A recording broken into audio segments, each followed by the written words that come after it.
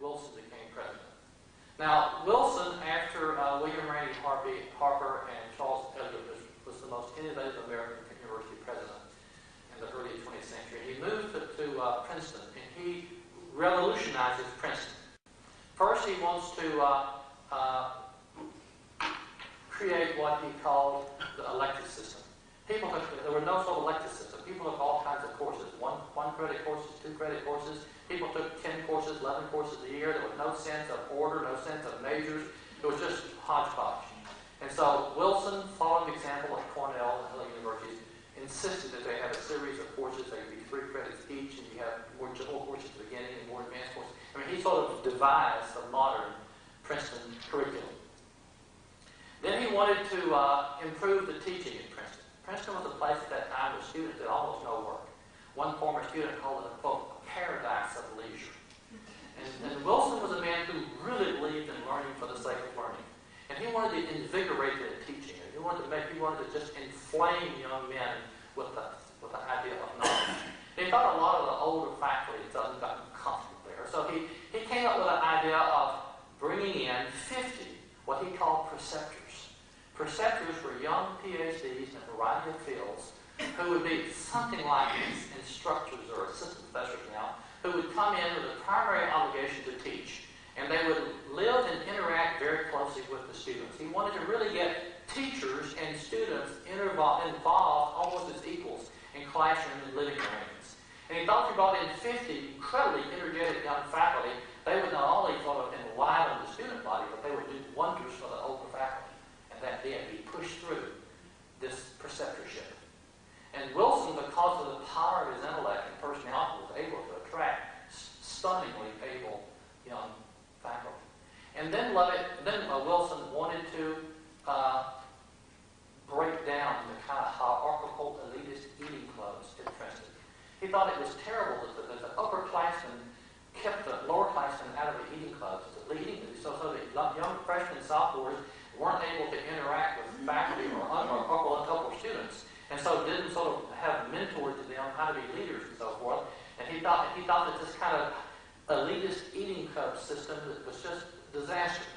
So Wilson wanted to create what he called residential colleges, in which students, first through 4th year, even with grad students, and with some faculty, would live and mingle and eat together. I mean, after all, the word college originally comes from the University of Paris in the 12th century, and it meant the kind of residential eating facility associated with a place of learning. So Wilson is harking back to the original concept of college. Now, when Wilson hadn't had much trouble pushing through the curricular reform, and people liked the idea of preceptorship, but the older faculty and the older alums hated the idea of attacking the kind of eating club system. And there was a terrible fight that's taken place in 1907 and 1908. And also, Wilson wanted to build a graduate college in the middle of the university so that graduate students and undergraduates would see each other and mingle. And they had gotten a philanthropist to give them some money for a graduate college, and he wanted it about a half mile away. And the dean of graduate school wanted it a half mile away, that's what the money was suggested. And so Wilson then gets involved in 1907, 1908 with this terrible fight over creating the college system and putting the graduate housing on the campus. And it's right in the middle of that fight that the letter comes from the Rice Institute that Wilson gives to Lovett. So the reason Lovett writes to Wilson, you shouldn't doubt my loyalty, is because he doesn't want Wilson to think that if he leaves, it's because he doesn't support what Wilson is doing. And then when he does finally accept the job, he says, you know that no one has supported what you're doing more than I.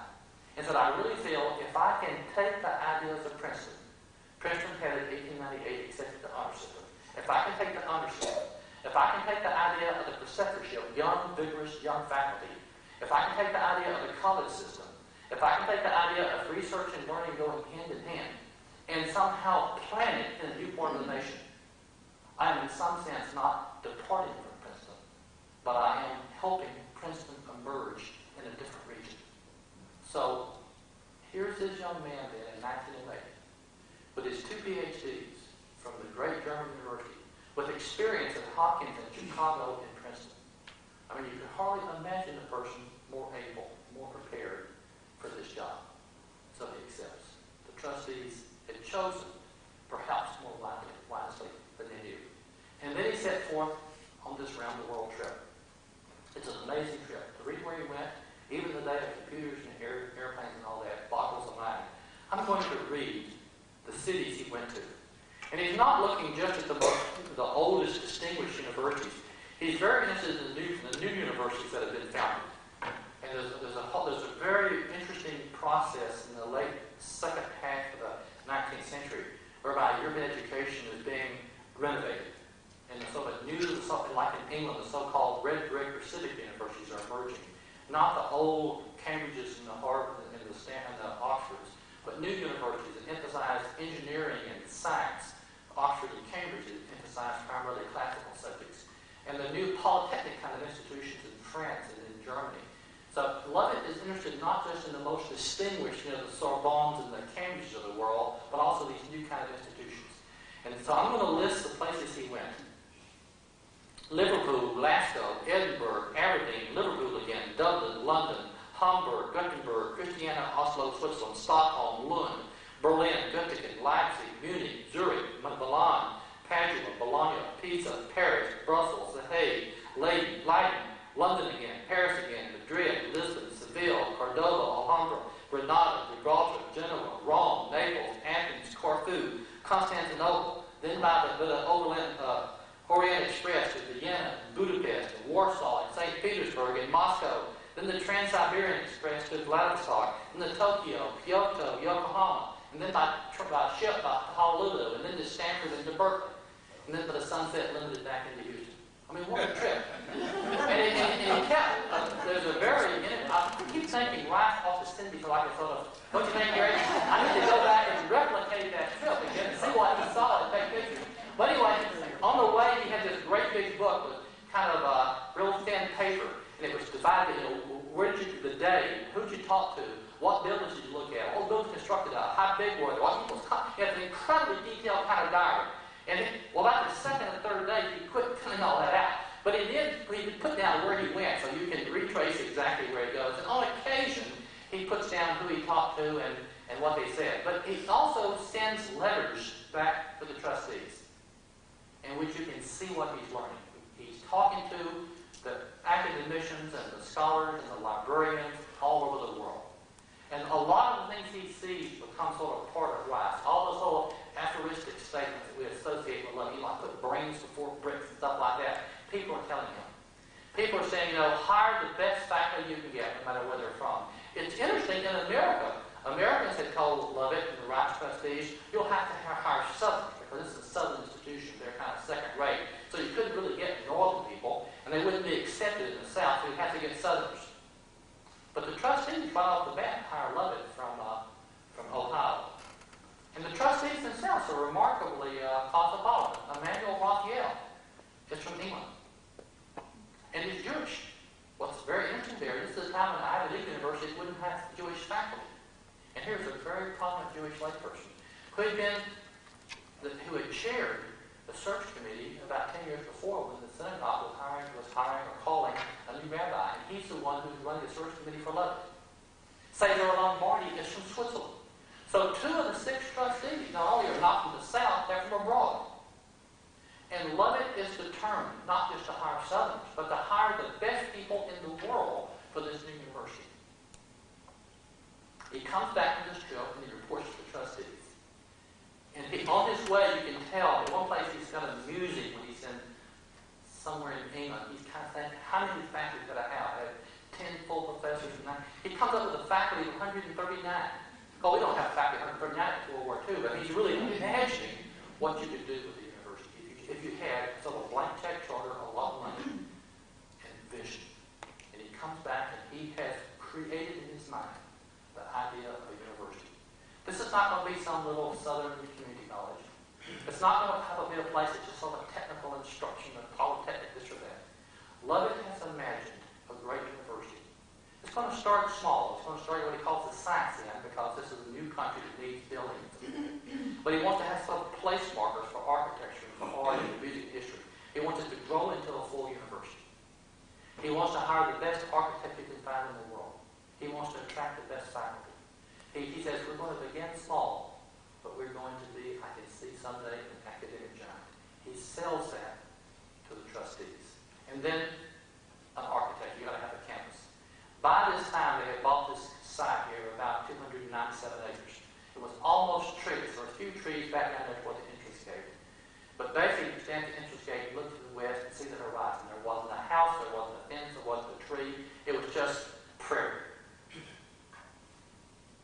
Beyond the paved road, Main Street ended about a mile from here. And after an incredible search for an architect, he didn't want to hire Ralph Adams Crown, who kept coming to him with such great recommendations, because Crown designed a lot of the buildings at Princeton and at West Point. It seemed he didn't want to sound like he was just following, Princeton stuff. But he ends up hiring Ralph Adams Crown, who comes down and looks at the campus and calls it a level, stupid site. It's kind of grainy and kind of flooded and so forth. But it's what the Crown had just gotten back from a trip to Florence. One of those rare January days in Houston when it was clear, about 70 degrees and blue sky.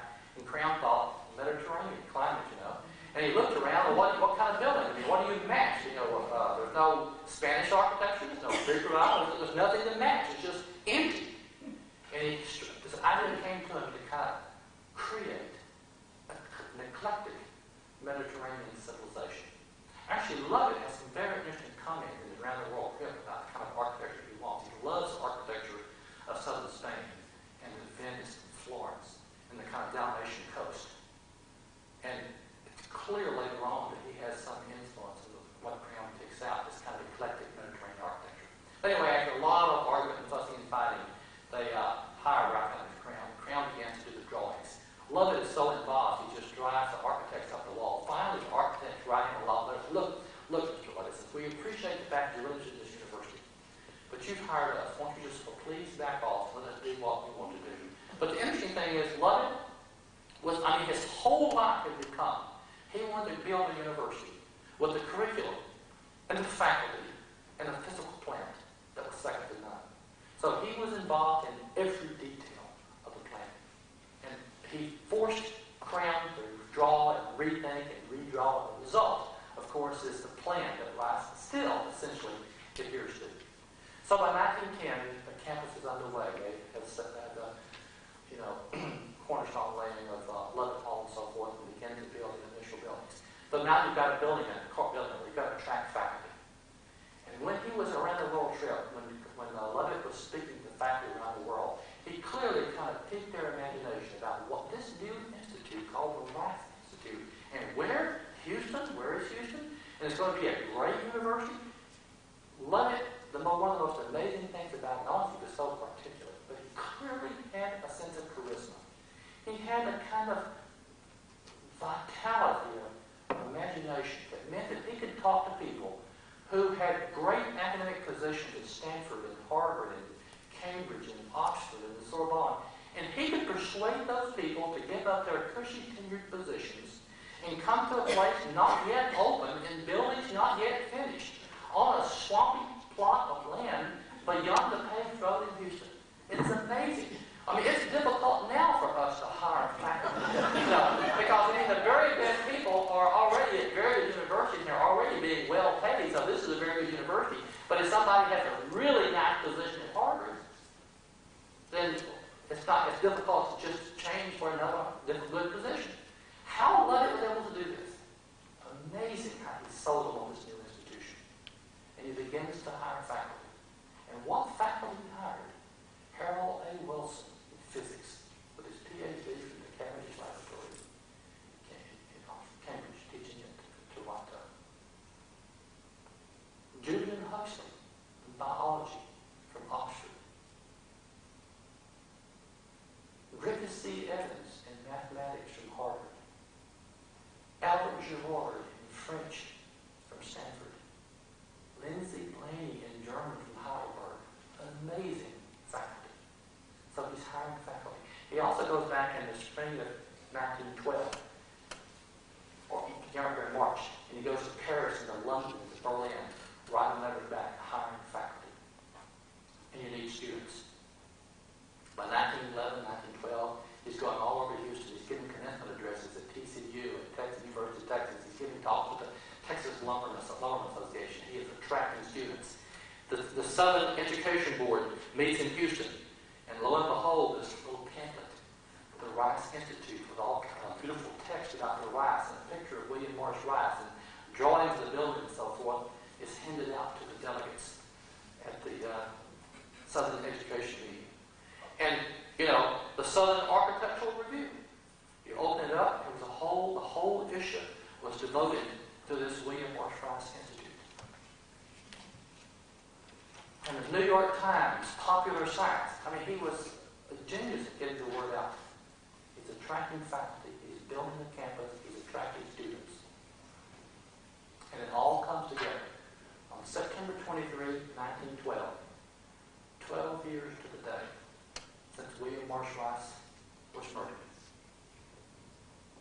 59 students and 12 faculty meet on the west side of Lovett Hall, there against those ornate arches for the opening of classes.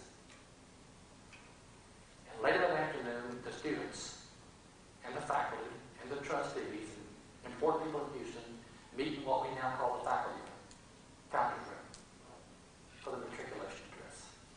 And after a brief prayer by the minister, Dr. Lovett gets up and he introduces and welcomes to the campus by name each of the 55 students. And then he pauses, and according to the Houston Post, it became absolutely quiet. And Dr. Lovett began to talk to the students. He says, I trust that we begin here today cooperation in high and noble task, with the common sympathy, affection, and energy which characterize the members of a growing and immense family. And then he said these words, I require that those who listen to my words should hold one faith with me. They must believe in the value of human reason. They must love beautiful things and consider them important. They must be enthusiastic for their fellow men. They must believe that it's possible to learn and that it's possible to teach. And he summed up again and said, if you believe in reason and in beauty in your fellow man, and the possibility of teaching and the possibility of learning, we can create here a great university. In the following few weeks, a few more students show up and ends up with the beginning class of about 77. But that's not the final opening Dr. Lovett had in mind. He remembered when he went to Princeton the fall of 1897, the year before they had celebrated their 150th anniversary with a grand academic celebration. So Lovett planned on 3 days, October 10, 11, 12, 1912, to have a great celebration announcing to the world the creation of this new institute. It was an amazing public relations campaign.